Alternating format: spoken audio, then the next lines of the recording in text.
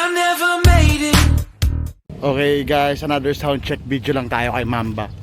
So, nung nakaraan, if napanood nyo yung video ko, is Acrophobic Evolution Line Titanium yung gamit natin. Legit yun. This one naman ang gagamitin natin is SC5 project na from Lazada. Cutings. Malit.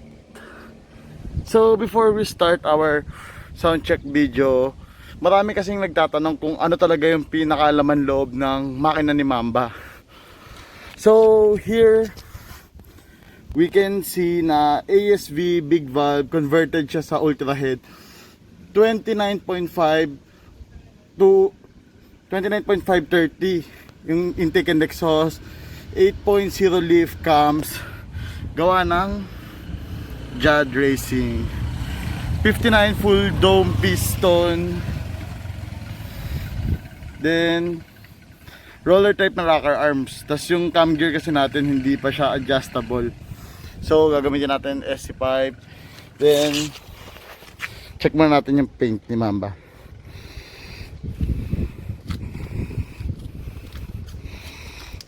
Yung silya ko, nagpapa-project sit pa ako kay Rai.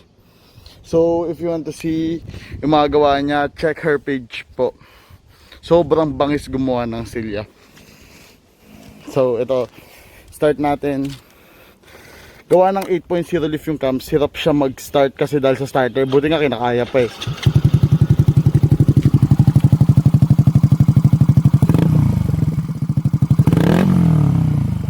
Wala.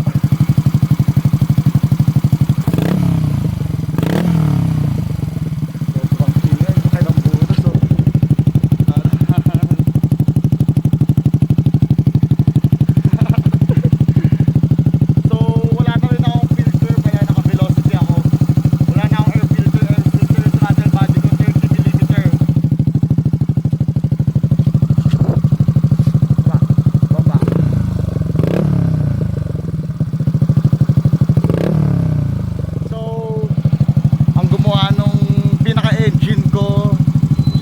Shoutout ko yun, yung pinakamalupit kong mekaniko, si Paolo Nadales.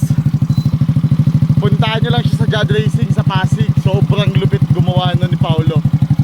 Tingnan naman yung gawa ko, converted sporty head sa FI. Oh, kinonvert niya.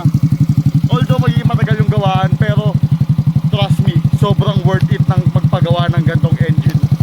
Diba? Bomba.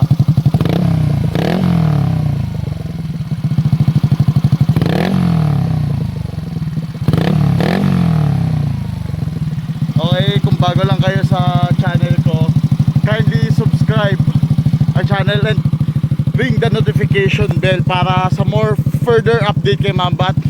Tutulong din ako kung anong may kaya kong maibigay na suggestion sa inyo para sa mga nagsisimula pa lang dyan bumuo ng motor.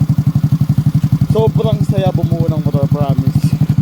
Thank you and God bless. See you in my next video na lang.